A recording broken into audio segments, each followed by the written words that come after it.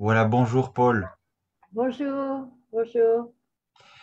Alors, je dirais d'emblée que sans doute notre échange va être difficile pour toi et certainement pour moi aussi de t'entendre dans un vécu qui peut être effectivement difficile à dire et aussi à entendre et du coup à partager. Mais je pense que comme pour les autres personnes, en fait, ce sont des échanges qui sont extrêmement importants, non seulement pour la personne qui accepte effectivement de dévoiler sa propre histoire, pour ne plus être dans le déni et prendre enfin la parole, mais aussi pour les autres personnes qui peuvent du coup entendre ton histoire et qui fasse résonance en fait dans le vécu d'autres personnes qui ont des choses parfois extrêmement compliquées aussi à vivre et à surmonter. Donc, je te remercie d'ores et déjà, Paul, pour accepté d'avoir pris cette parole et peut-être justement aussi pour mettre ton histoire plus largement dans cette histoire, je dirais, qui fonde souvent notre humanité, qui est aussi plus largement en souffrance. Je voulais en fait te lire un bref passage d'un livre que j'aime beaucoup, qui s'intitule Lambeau, de Charles Juliet, et j'aurais souhaité après ces mots que tu puisses du coup peut-être commencer par là, c'est-à-dire réagir à ces mots, ce qu'ils font, quelle résonance ils font en toi, comment ils te parlent. D'accord. Ni l'une ni l'autre de tes deux mères n'a eu accès à la parole, du moins à cette parole qui permet à se dire, se délivrer, se faire exister dans les mots, parce que ces mêmes mots se refusaient à toi et que tu ne savais pas t'exprimer. Tu as dû longuement lutter pour conquérir le langage. Et si tu as mené ce combat avec une telle obstination, il te plaît de penser que ce fut autant pour elle que pour toi. Tu songes de temps à autre à Lambeau. Tu as la vague idée qu'en l'écrivant, tu les tireras de la tombe, leur donneras la parole, formuleras ce qu'elles ont toujours tu. Lorsqu'elles se lèvent en toi, que tu leur parles, tu vois s'avancer à leur suite la cohorte des bâillonnés, des mutiques, des exilés des mots, ceux et celles qui ne se sont jamais remis de leur enfance, ceux et celles qui s'acharnent à se punir de n'avoir jamais été aimés, ceux et celles qui crèvent de se mépriser et se haïr, ceux et celles qui n'ont jamais pu parler parce qu'ils n'ont jamais été écoutés, ceux et celles qui ont été gravement humiliés et portent au flanc une plaie ouverte, ceux et celles qui étouffent de ces mots rentrés pourrissant dans leur gorge, ceux et celles qui n'ont jamais pu surmonter une fondamentale détresse.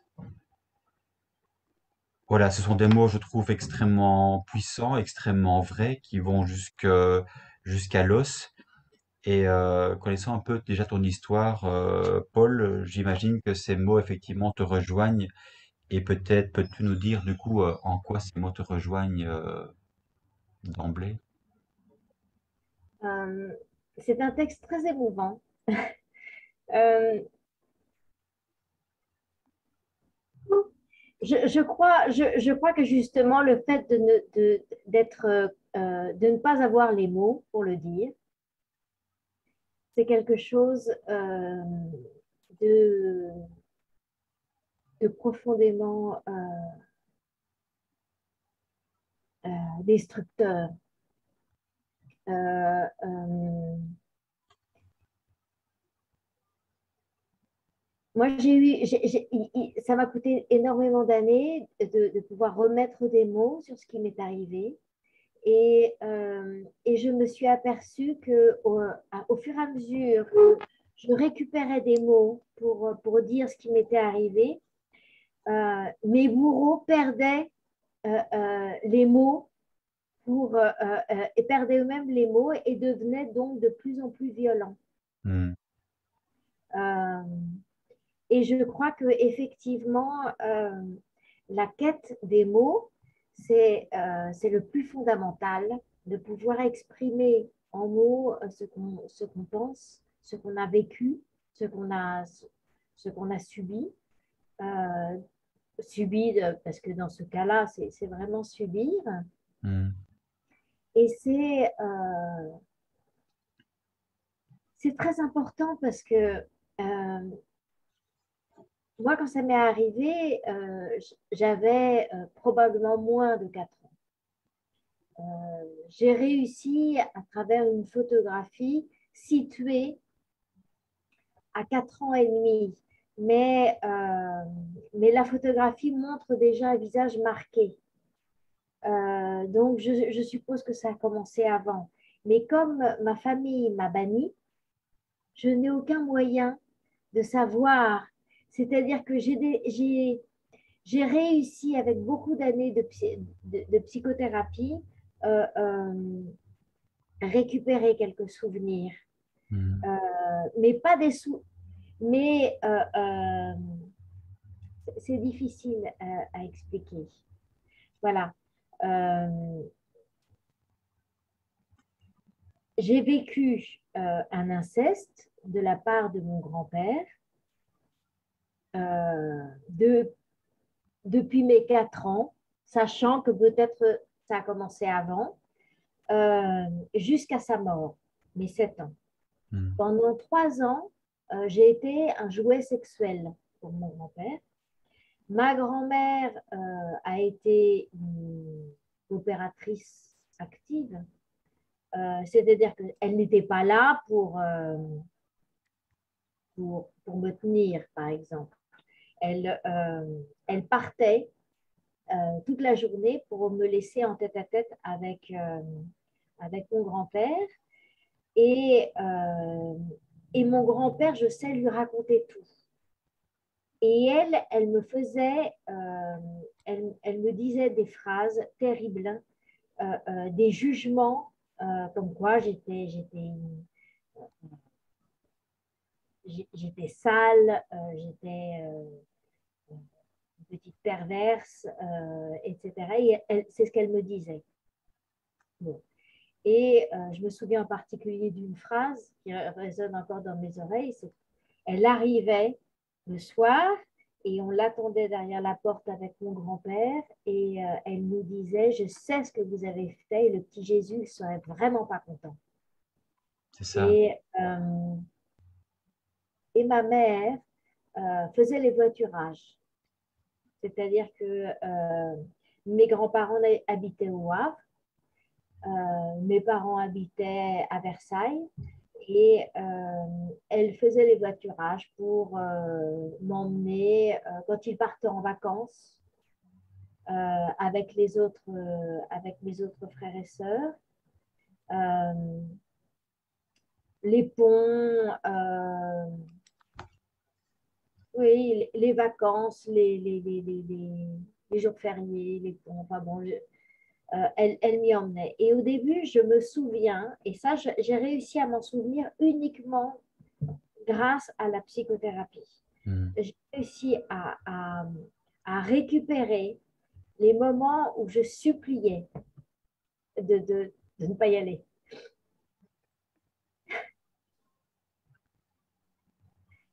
C'est quelque chose qui m'a coûté beaucoup d'années parce que je n'ai aucun souvenir de mon enfance. Hmm. Rien. Je ne me souviens de rien. Mais avec la thérapie, j'ai commencé à récupérer des brides de souvenirs. Euh, mais c'est resté en noir et blanc. Hmm. Et on a réussi à remettre des couleurs sur mes souvenirs euh, euh, à partir de mon adolescence. Et mettre des couleurs, mais des couleurs très froides, les couleurs des peintures de Bruegel. Hmm.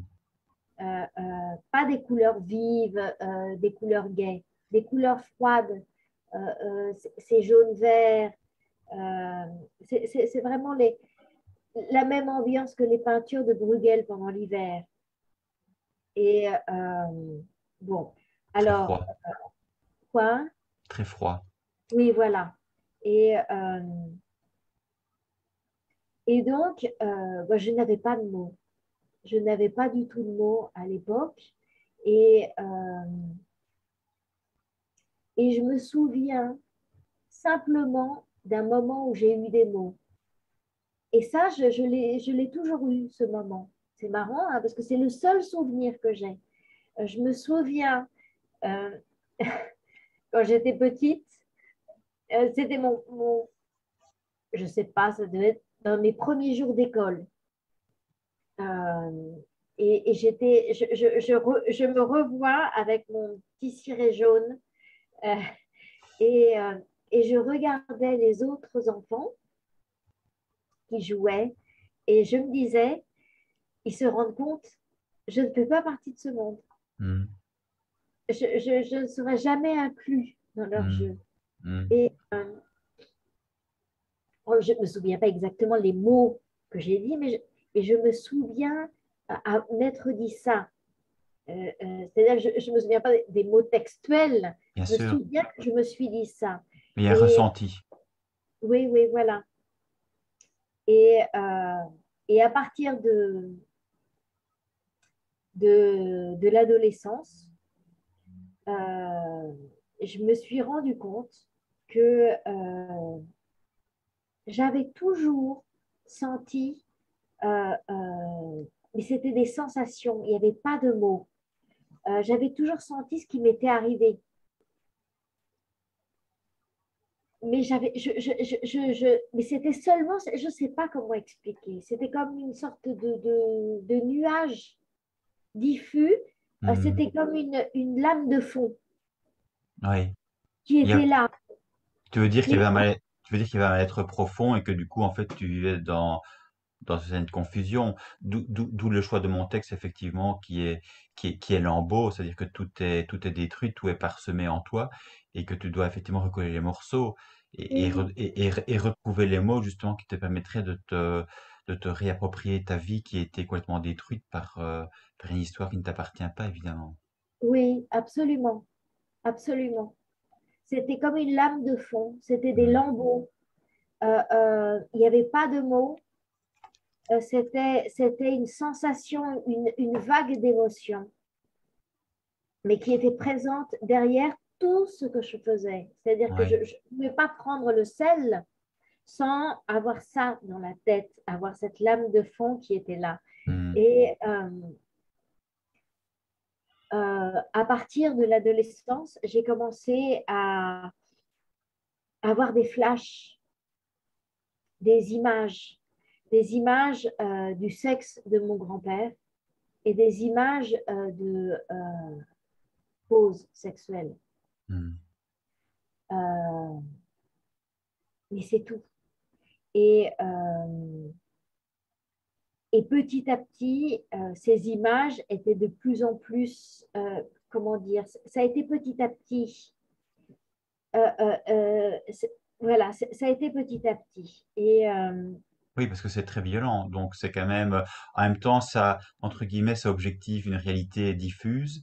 Mais en même temps, évidemment, j'imagine que ces flashs, quand ils arrivent, c'est quelque chose d'extrêmement douloureux à admettre, à intégrer dans sa vie de jeune fille adolescente, en sachant effectivement que ces crimes ont été commis quand tu étais extrêmement jeune, en fait, de 4 à 7 ans. Donc, pour toi, j'imagine que te rendre compte que dès que tu étais toute petite encore, tu étais abusée, c'est une destruction absolument effroyable dans la vie d'une jeune fille. oui, il y a quelque chose en plus. Euh, Ça, je ne l'ai jamais dit, parce que c'est quelque chose de très bizarre. Je me souviens euh, euh, de l'image du sexe de mon grand-père qui était énorme pour moi. Euh, et, et ça, c'est quelque chose que je me souviens de ne pas comprendre. Mm. Et, et, euh, et en fait, après, quand j'y ai pensé, je me suis dit, mais c'est pas possible. Il était vieux. Je ne sais, je, je, je, je ne sais pas. Mais je me souviens de cette image. Mais cette image avec tous les détails. Mm. Image horrible avec tous les détails. C'est vraiment devant le visage. Et ça, cette image, je pourrais jamais l'oublier. C'est-à-dire que Et l'inconscient, en fait, ne paie rien de la réalité. C'est ça, en fait, qui est aussi terrible et peut-être justement salvateur, c'est qu'à un moment donné, tu es obligé de refaire cette histoire à l'envers pour enfin te comprendre pourquoi tu es dans un tel mal-être, pourquoi tu as une vie tellement compliquée, parce que tu dis je prends le sel et rien que ça, en fait, je sais il y a une lame de fond qui fait que quelque part, entre ce que je vis et ce que je suis, il y a un gouffre, il y a un décalage, il y a un abîme. Et quelque part, c'est cet inconscient qui te permet de dire à un moment donné, il y a quelque chose d'absolument abominable qui s'est passé et tu vas devoir effectivement revenir là-dessus pour quelque part essayer de le dépasser, de reprendre ta vie en main finalement. je ne crois pas qu'on puisse reprendre sa vie en main.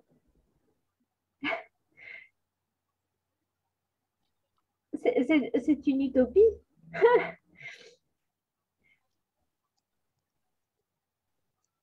Je crois que c'est criminel. C'est vraiment criminel. Parce qu'on a été complètement... Moi, j'ai été complètement assassinée. Hmm. Je ne pourrais jamais m'en relever. Et en même temps, tu en parles. Mais parce que je suis persuadée qu'il faut en parler. Oui. Parce que sinon, ça va continuer. Mais je ne crois pas que nous, les victimes, on va s'en sortir. On va faire comme si de rien n'était. On va se récupérer. Non. La seule chose qu'on puisse faire, c'est le faire savoir. Et moi, je suis absolument décidée à le faire savoir, Hmm. le signer et à persister dans la signature. Et même si ça me coûte, je veux continuer à le dire. Mais jamais je pourrais m'en remettre. C'est sûr, mais tu sais comme moi que toutes les personnes qui ont été victimes de ce genre d'attentats dans leur chair, dans leur psychisme, ne sont pas en mesure de prendre la parole non plus. Donc le fait rien que de prendre déjà la parole, c'est déjà énorme. Mais je voudrais te poser une question en fait, Paul, parce que c'est quand même ça qui est finalement euh, est, est- est extrêmement aussi important et quelque part qui pose question. C'est comment expliques-tu finalement que des personnes adultes qui visiblement ne sont pas dans le déni, qui savent ce que tu vis, et je pense en particulier évidemment ici à ta mère et à ta grand-mère. Comment se fait-il qu'elles inversent les valeurs, à savoir que finalement elles te prennent pour une fille perverse coupable, or qu'en réalité c'est évidemment à l'adulte de mettre un frein, de mettre un stop, un holà aux agissements ici en l'espèce de ton grand-père. Comment expliques-tu en fait que il n'y a pas eu quelque part une parole forte par rapport au grand-père en disant tu arrêtes ou on porte plainte. Ce serait effectivement tout à fait normal dans une vie normale où on remet les choses à leur place. L'enfant est victime et le parent, ici le grand-père, est bourreau. Il y a pas à en sortir. Moi, je crois que, je crois que toute la culture sociale, euh, euh, ma grand-mère était une dévote. Cette culture, c'est une culture de soumission qui est en base à un pouvoir qui domine, qui soumet. Et je pense, mais ça c'est quelque chose que je pense, donc ça reste une parole à moi, je pense que ma mère a été victime. Et ma mère continuait à amener à son maître. Et ma grand-mère, elle baignait dans cette culture. Et Hmm. elle-même, elle était très perverse. Elle, euh, Elle était très dévote et la maximum de son ambition était d'être considérée comme une sainte par, par tout le monde. Et, et moi, vous vous rendez compte, j'étais ce que je pouvais être pour ma grand-mère. Euh, euh, euh, J'étais le passeport pour l'enfer.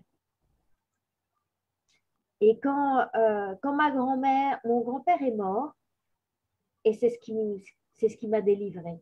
Hmm.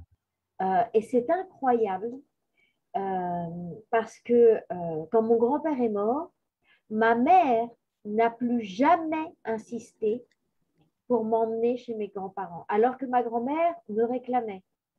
Elle lui disait Amen, Paul. Elle avait peut-être des plans pour moi. Euh, et ma mère ne m'a plus jamais ramenée. Je n'ai plus jamais été chez ma grand-mère. Et ma grand-mère lui a reproché. Et je me souviens parce qu'elle le disait devant moi. Et ça, c'est aussi des souvenirs que j'ai récupérés avec la psychothérapie. Hmm. Euh, euh, et, euh, et il y a quelque chose de terrible qui s'est passé, c'est que ma grand-mère est morte quand j'avais 14 ans et elle s'est sentie mourir. Et elle a appelé ma mère au Havre et ma mère est partie donc passer le week-end avec sa mère. Et quand elle est revenue, je sais que j'ai écouté, je sais que je me suis retrouvée, j'ai dû écouter sa voiture qui arrivait. Je suis descendue et elle est sortie de sa voiture et son regard a été très clair. Elle savait tout. Hmm. Et à partir de ce moment-là, euh, je suis devenue une ordure, Hmm. une, une ordure, une personne qu'il fallait vraiment éliminer. Et elle a dédié une énergie, mais de chaque instant, à faire de ma vie un enfer. Elle a réussi à me mettre à la porte de la maison, donc j'avais 14 ans.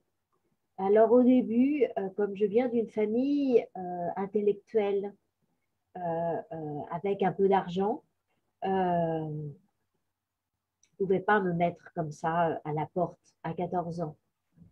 Alors, elle a réussi à me mettre chez une tante. Hmm. Elle m'a changé d'école et elle m'a mis chez une tante. Et la tante, au bout d'un an, elle ne pouvait plus me garder. Il a fallu que je revienne à la maison. Et là, ça a été tacite entre moi et ma mère. Je ne dormais plus à la maison. C'est-à-dire que je vivais avec un sac sous le bras et je dormais chez des amis. Je me débrouillais, quoi. C'est la perversion ultime finalement de nouveau te faire comprendre que tu es coupable alors que tu es absolument innocente. Tu parles effectivement d'un âge quand même très très jeune encore, tu as 14 ans. Tu te souviens en fait concrètement comment je dirais à l'intime de toi tu as vécu ces moments, cette déchirure et j'imagine cet abandon.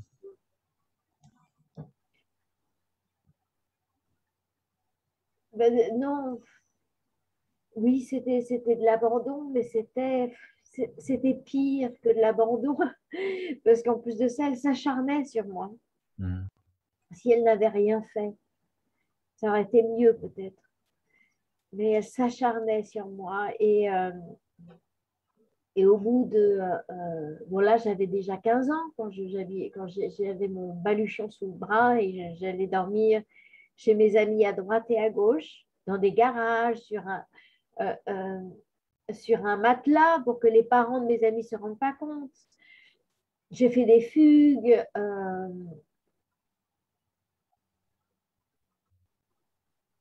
Bon, enfin bref.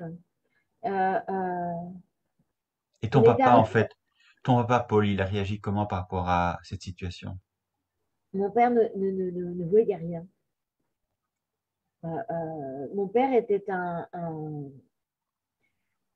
scientifique qui vivait dans sa bulle et qui fuyait lui-même sa femme Hmm. et il ne voyait rien. Il a fait des enfants, bon, ils ont été pondus puis voilà. Et, et tout a changé quand ma mère est morte. 1 an après la mort de ma mère, euh, j'ai fait une dépression nerveuse terrible. Mm. J'étais en position fétale dans une pièce. Je ne voulais pas me lever, je ne voulais pas marcher, je ne voulais pas qu'on ouvre les volets, c'était dans le noir. Je ne voulais pas ouvrir les yeux, je ne voulais pas boire, je ne voulais pas manger. On m'a menacé de me mettre sous perfusion. Ça m'a fait commencer à prendre un petit peu de liquide et de nourriture, mais c'était comme ça, à la petite cuillère. Mm. Et puis, j'ai la moitié du corps qui s'est paralysé. On m'a fait une résonance magnétique. À l'époque, les résonances, j'ai 56 ans. Mm. Là, j'avais 19 ans. À l'époque, pardon, j'avais 20 ans. À l'époque, les résonances magnétiques, il fallait prendre un rendez-vous 6 mois à l'avance. C'était quelque chose, c'était vraiment la dernière chose arrivée dans le monde de la médecine. Et là, je sais pas, je me souviens qu'on m'a fait la résonance magnétique tout de suite. Et Il y avait urgence. oui, oui. Et puis après, mon père n'y arrivait plus. Et une de mes sœurs lui a dit, bon, envoie-la moi à Grenoble. Elle habitait à Grenoble. Et puis je vais m'en occuper. Et puis elle est venue me chercher et, et je me suis retrouvée avec 2 sœurs et j'arrivais pas à marcher en fait, je ne tenais pas sur mes jambes et j'avais du mal à ouvrir les yeux. Et, et je leur ai dit. Et il y a une de mes sœurs qui m'a mise immédiatement à la porte de chez elle. Et Trop dur à l'autre, entendre. bah, non seulement elle n'a pas supporté, mais encore aujourd'hui, elle continue à dire que c'est pas vrai. Ah oui. Et parce que je lui ai rappelé, parce elle a commencé à se présenter comme pendant un moment, elle a dit oui, c'était épouvantable ce qui est arrivé à Paul, etc. Heureusement, je l'ai aidé jusqu'à ce qu'un jour, je lui dise, mais tu m'as mis à la porte quand je te l'ai dit. Et Mm. elle est devenue encore plus folle furieuse qu'elle ne l'est déjà. Enfin bon, si c'est possible. Et l'autre sœur, par contre, l'autre sœur, elle m'a sauvée. Parce que là, j'étais même pas capable de marcher. Alors. Et, euh, et c'est l'autre sœur qui m'a trouvé le psychothérapeute qui m'a relevé. Mm. Et pendant 2 ans, il m'a vu 3 fois, 4 fois par semaine. Euh, Même, je suppose qu'il prenait des nouvelles de moi entre les sessions. Enfin bon. Et, euh, et c'est lui qui m'a fait récupérer mes souvenirs. Et qui m'a expliqué que j'avais vécu une mort psychique. Mm. Et c'est comme ça que j'ai récupéré les flashs de souvenirs quand je suppliais et quand je pleurais pour ne pas aller chez mes grands-parents. C'est lui qui m'a expliqué à quel moment le mécanisme de survie, eh ben, ça fait qu'on ne sent plus rien. Mm. Alors on supplie plus, on ne sent plus rien, et c'est comme ça qu'on arrive à supporter. Et que c'est au moment de l'adolescence, parce qu'il y a des grands changements dans le corps de toutes les perspectives, Mm. que ça revient. Mm. C'est le moment où c'est revenu. Et, mais il y a quelque chose, il y a quelque chose que alors j'ai réussi à me relever, à me récupérer, mais il a toujours été très clair pour moi que je ne m'en sortirais pas, C'est que, dur. que, que j'étais condamnée. Tu as encore ce sentiment aujourd'hui? Oui.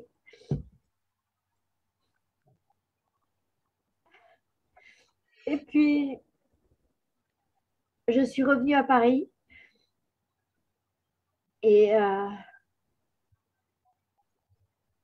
et puis j'ai de nouveau enfoui et, euh, et ça allait pas bien. Et puis, ma sœur a commencé à me persécuter. Et, euh, et la persécution a commencé à prendre des proportions euh, qui n'étaient pas possibles. Parce que quelque part, la famille ne veut pas entendre. Elle veut vivre dans la paix et finalement, elle veut sauvegarder quelque part sa réputation. C'est un petit peu comme dans tous les milieux. Quand il y a quelque part euh, un mouton noir qui veut remettre en question la fratrie, le groupe, la famille, la société, il est banni parce qu'il pose problème, il le remet en question. C'est ça un peu qui se passe, j'imagine aussi pour toi, c'est que tu déranges en fait, quelque part. Oui, mais c'était pire pour ma sœur. Parce que ma sœur, c'est une intellectuelle très en vue. Et elle s'est toujours, elle a toujours, après j'ai compris, c'est une épique qu'elle a inventée complètement. Elle s'est toujours présentée comme une espèce d'héroïne de gauche, féministe. Elle a toujours brandi les étendards du féminisme et de la gauche politique. Hmm. Et là, c'était encore pire. Si elle avait au moins été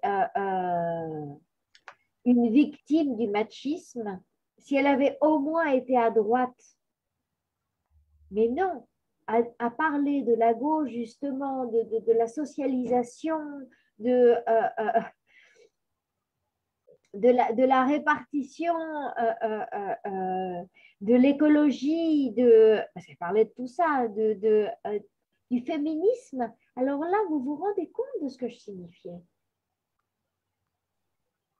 Elle Le m'a, di- oui. elle m'a mis à la porte de chez elle en étant ce qu'elle était, Hmm. en prétendant ce qu'elle était. C'est En ça, mais fait, c'est, elle a écrit des livres là-dessus. ouais. C'est une chose d'écrire, d'être intellectuel, d'avoir des idées, des opinions claires sur la réalité. C'est autre chose de vivre d'expérience et du coup de pouvoir effectivement partager la souffrance de son semblable. Et ici, effectivement, d'un membre de la famille, évidemment. La question que je me pose aussi, en fait, Paul, en t'écoutant, c'est par rapport à ton papa, en fait, lui, il savait pour toi ce qui se Non, passait. non, il ne savait pas. Et donc, j'ai fui la France. Hmm. Tu es parti en Et Argentine. je suis partie en Argentine. Euh, Pourquoi tu as fui la France? je ne pouvais plus vivre. J'étais persécutée. Ma sœur a toujours été une leader dans la famille. C'est-à-dire que même si les autres ne comprenaient pas vraiment pourquoi il fallait me persécuter, on me persécutait. Et puis, vous connaissez l'instinct de meute, le bouc émissaire, il est au sol et tout le monde lui tape dessus. Même celui qui ne comprend pas pourquoi il lui tape dessus, il lui tape dessus. Et, et donc, moi, j'ai quitté la France. Et, et j'ai commencé une thérapie en Argentine qui m'a sauvée, qui m'a vraiment sauvée. Hmm. C'est-à-dire que la première en France, elle m'a relevée. Et celle en Argentine, elle m'a sauvée dans le sens où moi, je suis foutue. Je suis une victime, je ne m'en relèverai pas. Mais, mais elle m'a sauvée parce qu'elle m'a donné un but et que, et, elle m'a donné plusieurs buts. J'ai une fille, c'est très important pour moi. J'ai fait des études, je me suis beaucoup diplômée. Oui. Je suis, je suis une bonne référence dans ce que je fais, mais je n'arrive pas à gagner d'argent, par exemple. J'ai beaucoup de mal. Et, euh, et et je veux continuer à parler de ce qui m'est arrivé. Hmm. C'est devenu un but. Bien sûr. Et Sans oublier le courage qu'il t'a fallu quand même aussi pour quitter la France et t'installer en Argentine. J'imagine que ça a été quand même une transition dans un pays a priori complètement étranger. Donc ça n'a pas été facile de partir en Argentine. Et pourquoi ce pays d'ailleurs? ben, on se rend pas compte hein, quand on émigre. On perd tout. On n'a plus rien parce qu'en fait, même si si, par exemple, vous êtes malade, ça va pas, vous n'avez pas d'argent, vous êtes malade, etc., et que votre famille ne va pas vous accueillir pour le temps de vous soigner la grippe, même s'il se passe ça, vous avez vous avez, vous avez les paysages familiers, vous avez le langage, les mots familiers. Euh, D'une certaine manière, vous êtes dans votre Milieu naturel. Hmm. milieu naturel, vous êtes dans votre bain, quoi. Et, Hmm. euh, et là, ben, j'ai j'ai- j'ai préféré tout quitter, mais en même temps, je n'avais pas le choix. Et je suis venue, je ne savais pas parler. J'avais aucun mot. J'ai appris ici à parler Hmm. l'argentin. Et parce que c'est pas la même chose, l'espagnol et l'argentin, je vous dis tout de suite. Et, et donc, avec la personne avec qui j'ai fait ma thérapie, pareil, c'était 3, 4 fois par semaine. Euh, on a décidé ensemble que pour mes 30 ans, mon cadeau de Noël, c'est que j'allais revenir en France et j'allais faire le tour de tous mes frères et sœurs et mon père, bien sûr, et j'allais leur dire, les yeux dans les yeux, j'allais tout leur dire. Hmm. Et je l'ai fait. Et, euh, et je me souviens que je leur ai dit à tous, je leur ai dit, écoute, ce que je te dis, c'est pas seulement mon histoire. Ça m'est pas seulement arrivé à moi. C'est arrivé à tout le monde, à toi aussi. Et ce que je te donne là, c'est comme une pomme de terre brûlante. Hmm. Je te mets entre les mains. Mais il Ouais. faut pas que tu n'en fasses rien. Il faut que tu en fasses quelque chose. Et, euh, et il faut que tu en parles autour de toi. Parce que sinon, tu vas devenir complice. Hmm. Sinon, tu vas être un membre coopérant. Ouais. Et c'est quasiment la même chose que le grand-père, que la grand-mère ou, ou que ma mère. C'est quasiment la même chose. C'est Si on ça. coopère, on devient exactement un des maillons de la chaîne. Ouais. Qui se Et, répète. Qui se et répète. Et c'est une histoire familiale ici. Donc, effectivement, tu as raison de souligner que chaque membre de la famille, à un moment donné, quand il sait, il doit prendre position. C'est-à-dire, soit il se tait, il est dans le déni et il est complice, soit effectivement, il prend parti pour toi et à ce moment-là, effectivement, une parole, un lien, quelque chose de nouveau peut se construire, se reconstruire. Mais sans ça, c'est effectivement chacun est renvoyé dans son histoire en niant finalement celle de l'autre. oui. Hmm. Et il y a une autre chose qui a été très surprenante. Et sur le moment, ça ne m'a pas surpris, mais maintenant, j'y pense et je me demande pourquoi. Jamais on a douté de ce qui m'était arrivé. C'est comme si tout le monde le savait. Hmm. Et Et se taisait. oui. Et quand je l'ai dit à mon père, par contre, Mon père a une réaction complètement différente.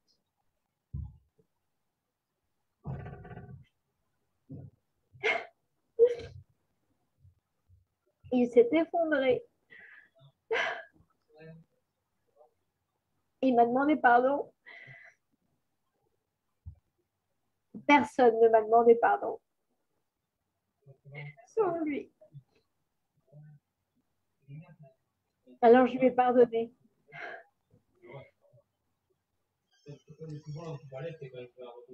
Et après, c'est le seul également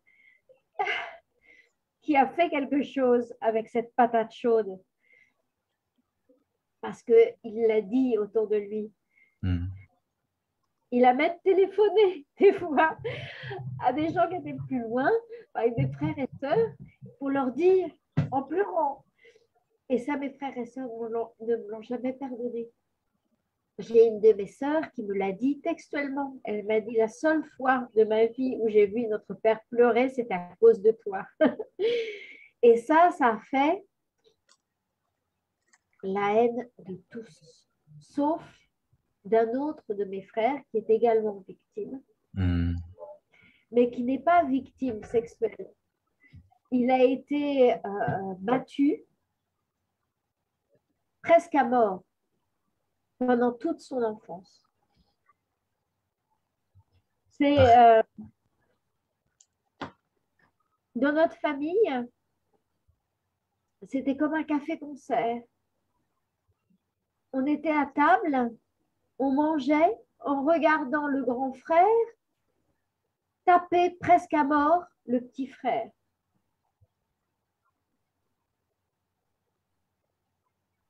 Et quand il pleurait, eh ben, je me souviens d'une de mes sœurs qui lui disait arrête de chougner. Et lui, il s'en est jamais remis non plus. Mhm. Et il ne s'en remettra pas. Et comment tu expliques que ce petit frère était le bouc émissaire justement du reste de la fratrie? Parce que c'est une famille d'abuseurs. C'est une famille qui vit dans la culture de l'abus. Mhm. Quand mon père a commencé à leur dire, ça a été, ils ont commencé à décider de passer à la vitesse supérieure. Et ils ont commencé à faire un procès.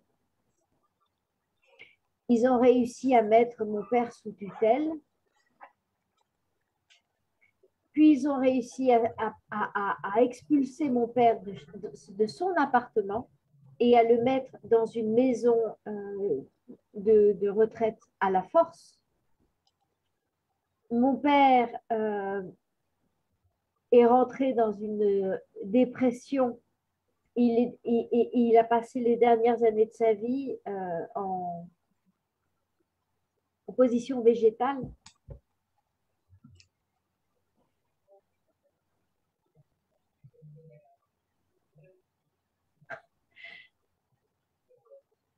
Il est mort, bien sûr. Et, et, et le procès continue. Ça fait 14 ans que, Mhm. que mes frères et sœurs me poursuivent chaque année. On ne peut pas déshériter facilement une personne. Mhm. Chaque année, ils m'accusent d'avoir reçu des tas de sommes qui justifieraient que je ne reçois plus rien aujourd'hui. Et que comme je les ai dissimulés, je suis vraiment une délinquante, donc je dois être dépourvue de tout le reste. D'accord? Et pareil pour mon autre frère, Mhm. et, qui s'appelle Xavier. Pareil, on a dissimulé, donc on doit être absolument privé de tout, de tout, de tout. Et alors, Dans ma famille, ils habitent tous en France, moi non. Et ils ont tous une assurance juridique. Hmm. Moi non. Je suis la seule à payer. Et ça fait 14 ans que je le paie. En euros. Je vis en pesos. Et j'ai jamais pu payer un avocat pour me défendre. Jamais. Donc, tous les ans, je reçois une série d'accusations qui sont complètement irrationnelles. Et en plus de ça, il n'y a même pas de preuves. C'est pas Hmm. le problème. Alors, je dois les débouter. Donc, je m'applique à faire le mémo. Et mon frère m'aide. Parce que mon frère, alors c'est vrai que lui, il a une assurance, mais il m'aide beaucoup. Hmm. Il m'aide énormément. Et de ce fait, lui, il a dit à mes frères et sœurs, jamais, jamais, je n'accepterai, même si vous m'enlevez à moi mes torts, je n'accepterai pas parce que vous spoliez ma sœur. Et, euh, et donc, il m'aide à écrire mes mémos depuis 14 ans. Et depuis 14 ans, je les présente. Et depuis 14 ans, je déboute année après année les accusations. C'est pas très difficile. Il n'y a même pas de preuves. Alors, mais ce qui est incroyable, c'est que le tribunal de grande instance de Versailles, il appuie ça, parce que ça fait 14 ans, qui permet que mes frères et sœurs continuent sans qu'il n'y ait jamais aucune preuve. Et même en plus de ça, ils arrivent à être contradictoires d'une année sur l'autre. Hmm. Ce qu'il y a, c'est qu'en fait, les procès, je dirais, sont uniquement avisés euh, par rapport à l'héritage finalement. C'est-à-dire que par rapport à ton propre vécu, là visiblement, effectivement, il n'y a pas d'action, je dirais, en diffamation. Ce que tu as vécu quelque part, personne ne peut plus l'ignorer. Et c'est pas sur ce terrain-là juridique, je dirais, que l'enjeu se passe. L'enjeu se passe, je dirais, sur un plan purement financier, qui, à t'entendre, effectivement, n'a pour autant n'a par ailleurs absolument aucun soutien réel, quoi. C'est un peu ça je dirais l'absurdité de la situation. Euh, Tu parles du soutien en fait de ton frère Paul. Tu, tu, Tu te sens soutenu néanmoins par d'autres personnes, par des amis, ou tu te sens vraiment seul à part ton frère?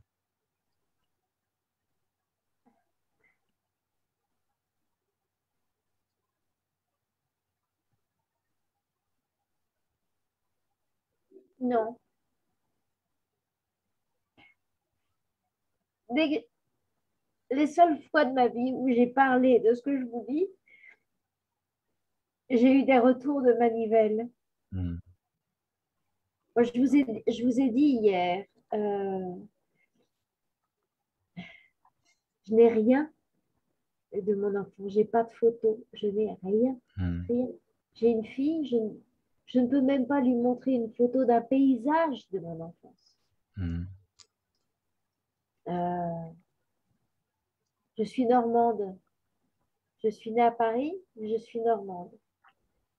Et, mais ma fille, je ne pourrais jamais l'emmener en Normandie. Et elle ne sait même pas ce que c'est que la Normandie. Elle ne sait pas ce que c'est que la mer qui se retire sur 1 kilomètre, par exemple. La marée basse et la marée haute. Euh, les plages à marée basse. Elle ne le saura jamais.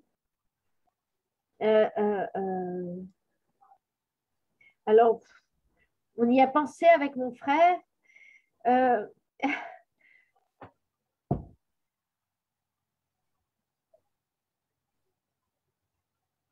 Elle a quel âge, maintenant, ta fille?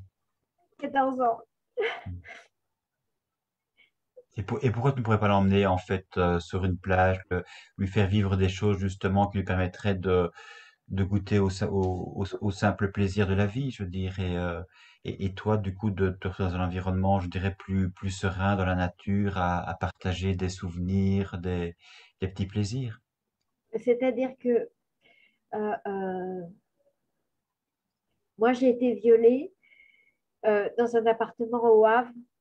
Mes parents étaient, mes grands-parents, pardon, étaient normands et c'était une très vieille famille normande. Et la maison de famille est à Saint-Val-la-Hougue. Et, euh, et à Saint-Val-la-Hougue, je ne sais pas, moi, peut-être plus de la moitié du village, c'est de la famille. Hmm.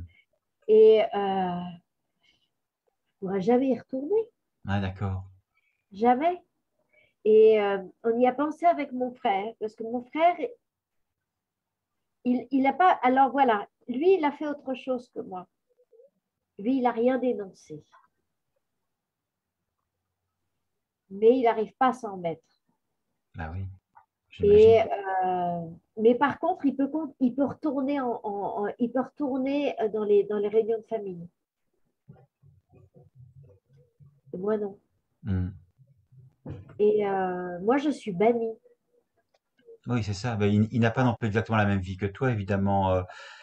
Même si il a été abusé dans le cercle familial, je veux dire que forcément, ça ne se joue pas, entre guillemets, ça ne s'est pas joué de la même façon non plus. Mais une question que je me pose, en fait, Paul, c'est que on sait très bien qu'une personne qui est abuseur n'abuse pas en général une seule personne. J'ai envie de dire, tellement prégnant chez elle que quelque part, les proies, elles les cherchent justement dans le milieu familial parce qu'on les a, entre guillemets, sous la main, éventuellement en dehors du milieu familial, chez les amis, etc. Mais du coup, en fait, tu sais si toi, par rapport à ton grand-père, tu as été la seule victime de ces agissements ou s'il y a eu d'autres personnes qui ont été Je, victimes aussi?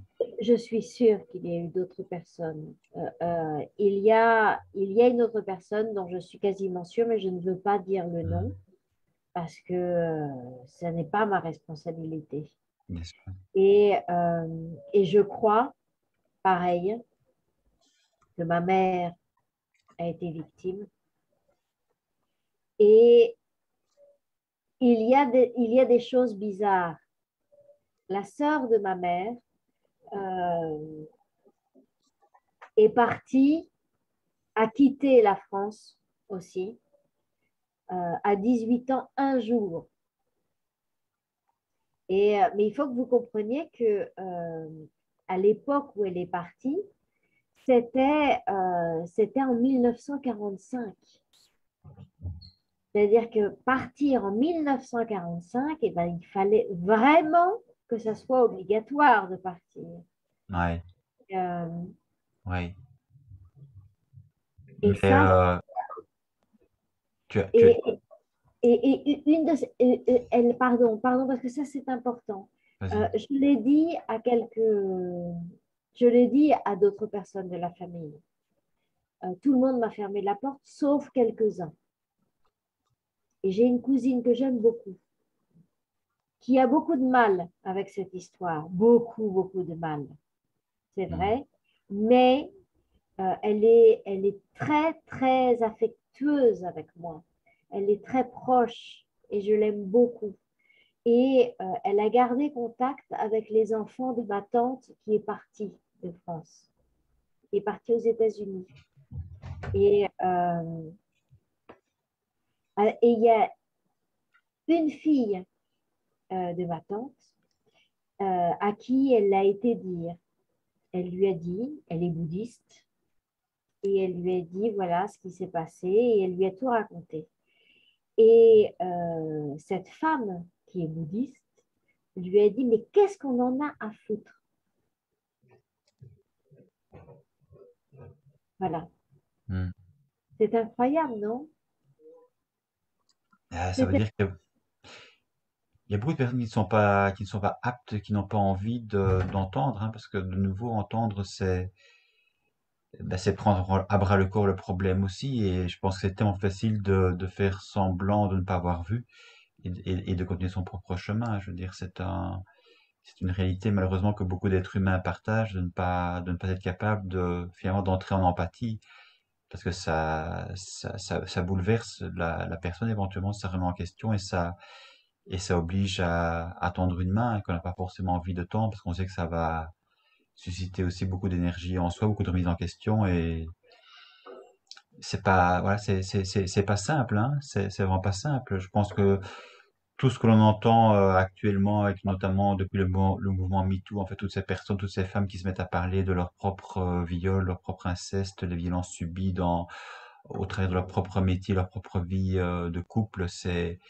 énorme en fait. C'est pour ça que je souhaitais aussi prendre ce texte de Lambeau au début, parce que toutes ces histoires singulières, évidemment, malheureusement, s'inscrivent dans une histoire beaucoup plus large, qui n'a rien de neuf. En fait, l'histoire se répète. Simplement maintenant, la parole peut commencer à se dire, et ça c'est magnifique. Et le fait que du coup tu la prennes quelque part avec forcément avec encore une souffrance perceptible. En même temps, tu la prends, cette parole. Et ça, c'est, je veux dire, ce sont aussi, j'imagine, tes années de thérapie qui t'ont permis quelque part de prendre conscience de ton vécu, et alors, du coup, de le verbaliser jusqu'à pouvoir enfin prendre une parole que tu sais qui sera, le cas échéant, vue par d'autres. C'est ça l'enjeu d'une vie parfois, c'est de basculer du silence, du mutisme à la prise de parole pour soi et pour les autres. Et là, c'est ce que tu fais. Donc ça en soi, même si tu te sens encore quelque part démuni, psychiquement affecté, tu as quand même fait un saut dans le vide pour le coup. Moi, ce que m'a enseigné, ce qui m'est arrivé, et ce que m'a enseigné mon père, Ouais. parce que mon père, c'était quelqu'un que j'admire profondément, Mm. euh, et qui a dédié toute sa vie,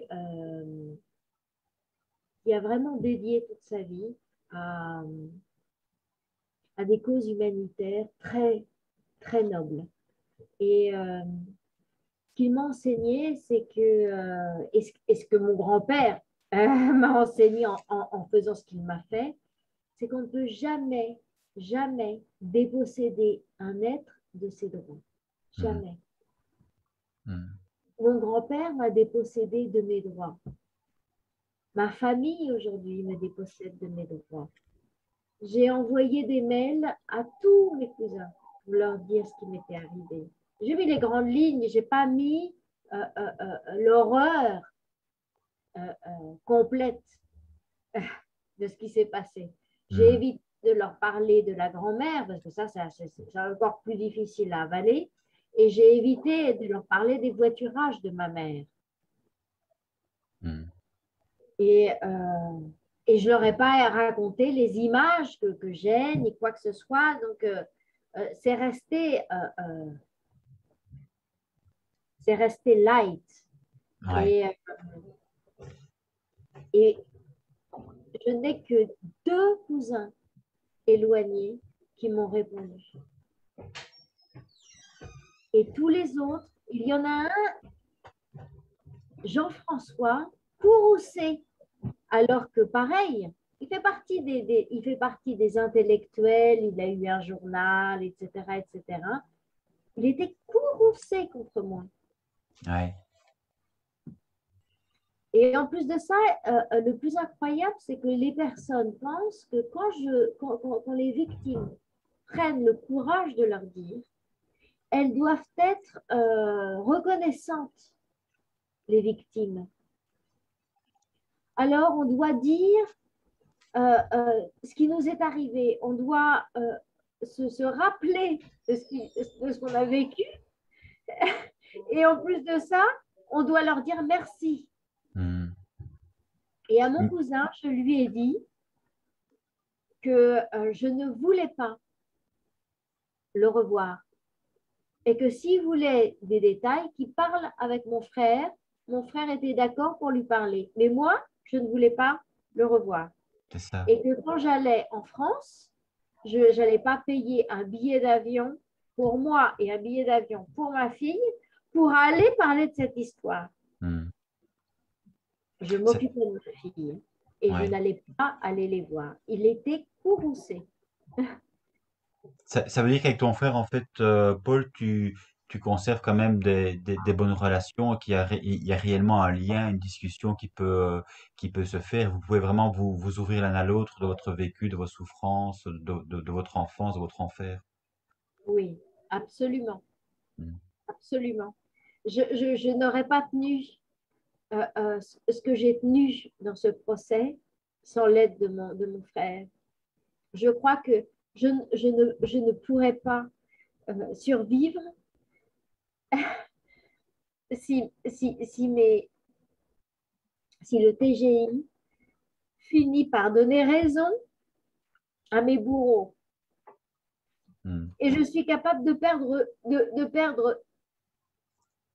tous mes salaires. C'est ce que je fais d'ailleurs. Je consacre tout l'argent que je peux pour cette histoire pour ne, pour ne, pour ne pas perdre. Parce que si je perds, j'en mourrai.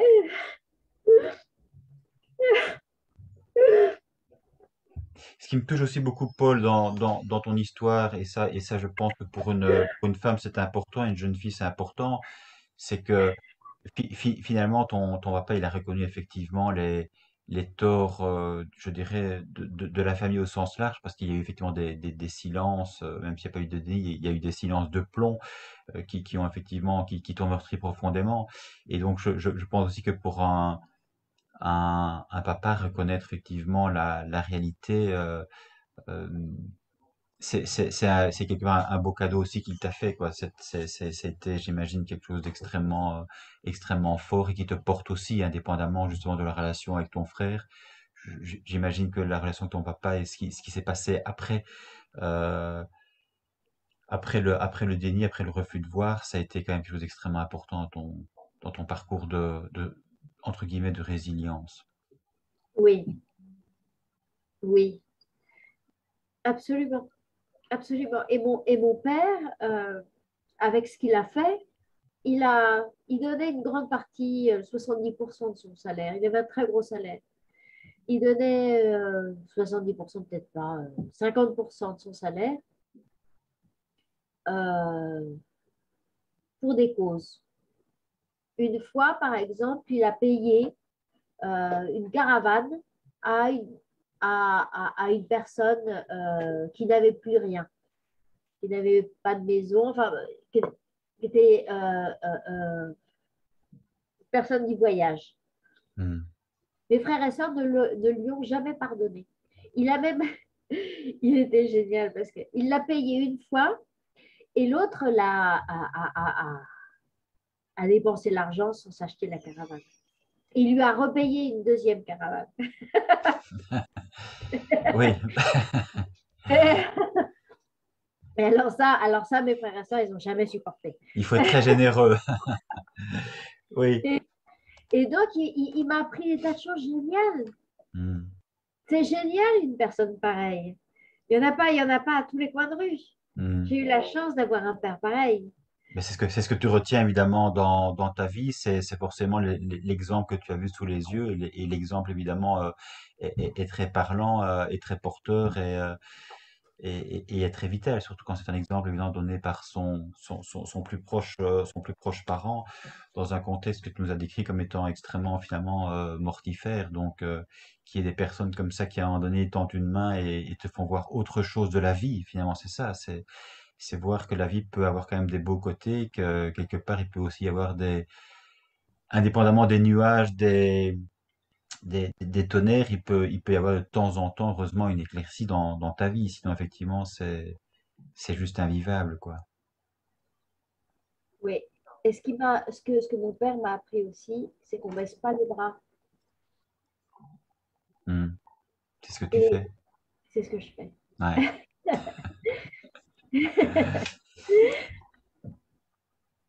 Hmm.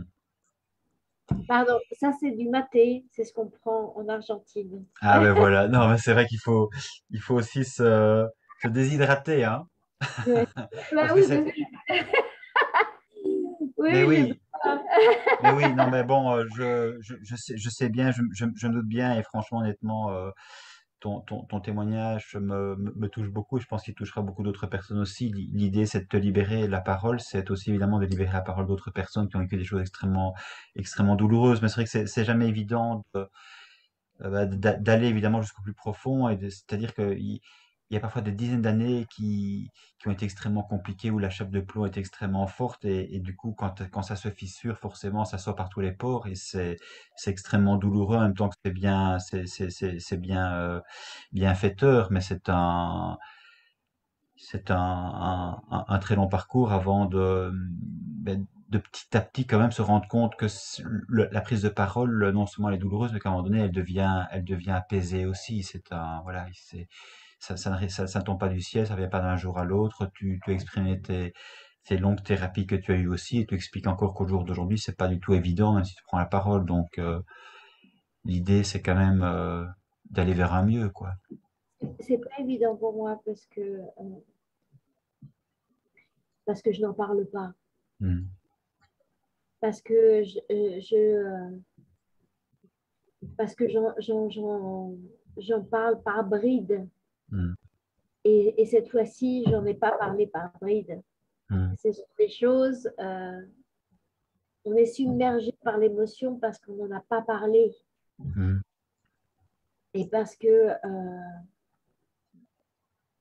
moi, de toute façon, j'ai pas l'intention, je pleure pas pour me plaindre. Je pleure pas parce que pauvre petite fille à qui c'est arrivé. Non, ça m'est arrivé, je suis foutue.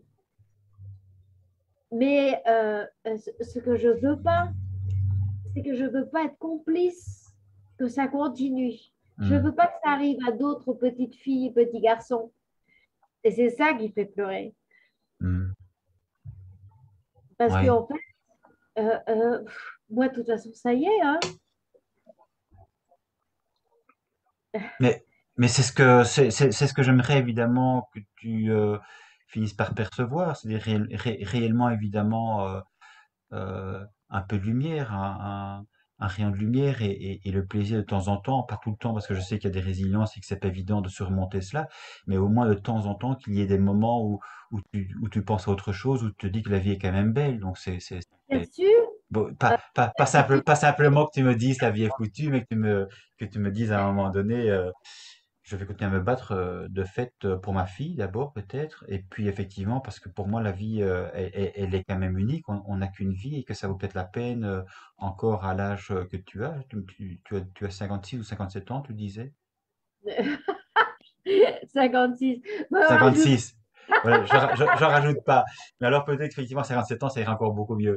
Mais donc non, mais c'est ça en fait l'idée, c'est quand même qu'à un moment donné, on, on sorte de cette difficulté, de ce cercle vicieux, et que on coupe petit à petit ces chaînes, c'est ça. Je crois pas, je crois pas. Ces liens toxiques, Non, je crois pas. non? Non. J'ai des moments de bonheur parce que j'ai une fille Mhm. et pour elle. Ouais. Et, et j'ai des moments de plaisir parce que j'aime mon travail. Mhm. Je suis chercheuse et je suis prof. Mhm. Je suis prof de droit et je suis chercheuse en organisation politique. Et bah, vous voyez les livres là. Ouais. Et, mais ça, c'est beaucoup de plaisir pour moi. Oui, J'adore mon travail. J'adore mon travail. Et ça, c'est un vrai plaisir. Mais moi, comme femme, je suis foutue. Et ça, ça ne peut pas changer. Et si je commence à me battre et à me débattre contre ça, c'est pire. oui, je comprends ce que tu veux dire. Oui. Oui, ça ne se force pas évidemment. Le mieux-être, ça ne se force pas, c'est. Mais je ne baisserai pas les bras. Mais comme femme, je suis foutue. Mais tu as effectivement une vie professionnelle que tu arrives quand même à mener, et ça c'est quand même pas non plus évident. C'est peut-être effectivement ce qui t'aide aussi à tenir, c'est de te dire quelque part sur le plan intellectuel, euh, tu es opérationnel, tu continues effectivement à bien fonctionner et donc à prendre plaisir à ce que tu fais par ailleurs, parce qu'en même temps tu prends la parole. Tu me l'avais dit en off, c'est pas forcément évident effectivement quand on est prof justement de se dire aussi à un moment donné, on est prof, on est quelque part on a une image à donner de soi et en même temps, on est prêt effectivement à un moment donné à briser cette image, c'est-à-dire que d'être avec son vrai moi et à apparaître tel que l'on est, fût-ce effectivement à l'égard de l'extérieur et fût-ce le question à l'égard de ses propres étudiants. Donc ça, c'est aussi quand même une reprise en main pour le coup de ta propre histoire compliquée. J'ai beaucoup de mal à gagner ma vie. Euh, j'ai beaucoup de mal à passer du temps partiel au temps complet. Hmm. Ça m'est très, très difficile. J'y arrive très, très peu. Hmm. Euh, Il faut beaucoup d'énergie, quoi. C'est ça que tu veux dire quelque part. Pour tenir debout, pour essayer de nouer les différents bouts, les lambeaux dont on parlait un petit peu en commençant, il faut beaucoup d'énergie. C'est-à-dire que c'est énergivore de devoir quelque part se battre avec ce qui nous ronge, ce qui te ronge. je ne sais pas, Pascal. Et oui, il faut beaucoup d'énergie, mais c'est parce que c'est la même phrase que je me suis dite quand j'étais petite devant la cour d'école. Ils se rendent compte que je ne fais pas partie d'eux Hmm. Ouais, ouais. et je ne vais jamais faire partie de leur jeu. Mais en même Alors temps, j'arrive à grappiller, mais ouais. pas plus. Hmm. Disons que quand le lien a été détruit, c'est peut-être effectivement difficile de renouer le lien avec la confiance que le lien évidemment implique, et la confiance de pouvoir se dire, d'être reçu tel que l'on est finalement. C'est ça le plus dur. C'est à un moment donné de ne plus être rejeté, de ne plus être abandonné, parce que tu as expliqué effectivement ces différents abandons aussi. Le fait de dire à tes cousins, le fait de dire autour de toi, dans la famille, et finalement voir que tu es ostracisé et quelque part tu en arrives à une situation au point où tu dois quitter la France pour essayer de refaire quelque part une virginité aussi en allant en Argentine. Oui, Hmm. être sereine, pouvoir sortir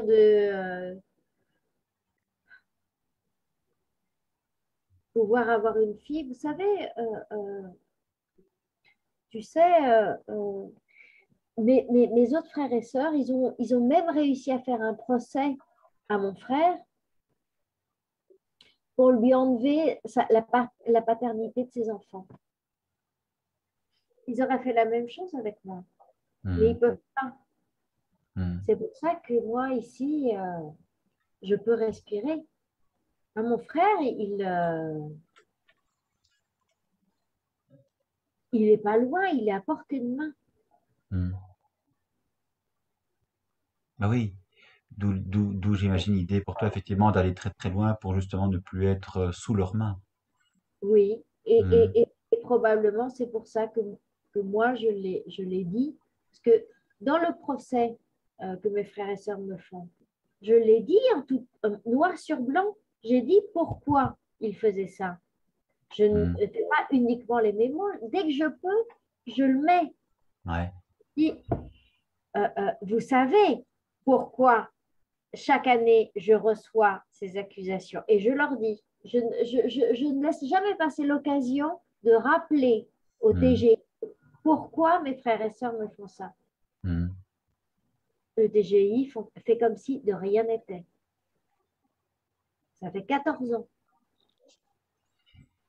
Oui, c'est long, hein, c'est long, évidemment. Je ne connais pas le fin fond, je dirais, de ce qui se passe évidemment devant les tribunaux, mais comme je suis un avocat, je sais qu'il y a des procédures qui sont très longues, mais c'est vrai que c'est compliqué de comprendre finalement pourquoi c'est tellement long et pourquoi quelque part on a l'impression que c'est un éternel ressassement, un éternel retour à la case départ, alors qu'à un moment donné, le procès évidemment devrait se vider de sa substance une fois qu'il a été soumis au tribunal et une fois que le tribunal a tranché, éventuellement devant la cour d'appel ou la cour de cassation s'il le faut en dernière instance. Mais 14 ans effectivement dans une vie, c'est évidemment extrêmement long et quelque part plombant. Euh, Paul, en fait, je ne voudrais pas quelque part non plus être trop long dans notre échange qui est, Oui. qui n'est pas forcément du tout évident sur le plan émotionnel, entre autres, mais euh, tu as l'impression en fait d'avoir échangé sur l'essentiel ou il y a vraiment quelque chose en fait qui te semble encore important et que tu souhaitais dire maintenant? Non, je vous ai tout dit. Ouais. Euh, j'espère, j'espère que ça va servir. Hmm. Il faut absolument que la société prenne à bras le corps. Euh, euh, euh, il y a énormément de victimes et il y en a encore plus qui n'arrivent pas à le dire. Et je crois que parmi ceux qui sont les plus acharnés contre nous, ce sont eux-mêmes des victimes. Ouais. Et, ou alors, c'est une pratique familiale. Donc, il faut absolument que l'État s'en charge dans toutes les administrations. C'est enraciné partout, partout dans la société. Ouais. Le seul moyen, c'est d'arriver à prendre le taureau par les cornes. Si on n'en parle pas, ça va rester un tabou dans le placard. Oui, et comme tu dis, un tabou dans le placard, ça ne résout absolument rien. À un moment donné, le tabou sort du placard. Je veux dire, ça, c'est inévitable. Si pas cette génération-ci, les générations qui suivent, les secrets de famille, ça empoisonne des générations et à un moment donné, c'est juste plus possible, quoi. C'est un poison qui peut tuer aussi, psychiquement ou, ou j'ai envie de dire dans sa chair qu'effectivement d'autres personnes n'en pouvant plus finissent par se suicider justement comme, comme étant une solution pour eux pour mettre fin à leur propre malheur. Donc je pense que de fait tu as raison de prendre la parole et de la prendre telle que tu l'as prise ici dans notre échange. Écoute, si toi en fait tu n'as plus en fait de parole, je dirais à donner, alors c'est moi qui quelque part vais te remercier et vais te laisser ces derniers mots que je t'offre en fait, Paul, et qui sont repris également du même auteur avec lequel on a commencé, qui est Charles Juliet et qui sont tirés en fait du mot gratitude. Donc quelque part, c'est une gratitude que tu t'offres à toi-même, je l'espère, et une gratitude que tu offriras aussi aux autres personnes qui nous entendront par la suite. Et dans son journal, en fait, gratitude, Charles Juliet notamment écrit ceci. Quand on veut dire sa souffrance, il ne faut pas un mot de trop. Ai-je lu à plusieurs reprises. Mais cela ne suffit pas. Il faut également que les mots employés soient empreints de pudeur, qu'ils ne visent pas à l'effet, qu'ils ne cherchent pas à apitoyer. Il faut encore, à mon sens, qu'ils aient cette gravité et cette pauvreté résultant de ce que la souffrance nous dépouille, nous met à nu, nous maintient au plus démunis de nous-mêmes. Eh bien voilà, Paul, je pense effectivement que c'est ce que notre échange, je pense, a permis d'être, c'est-à-dire d'aller au plus nu, au plus dépouillé. Et comme tu l'as dit, tu n'as pas cherché du tout à t'apitoyer sur ton sort. Donc pour toutes ces paroles, en fait, je te remercie. Merci Pascal, merci. À bientôt. Merci de faire ça, merci. Au revoir. Au revoir.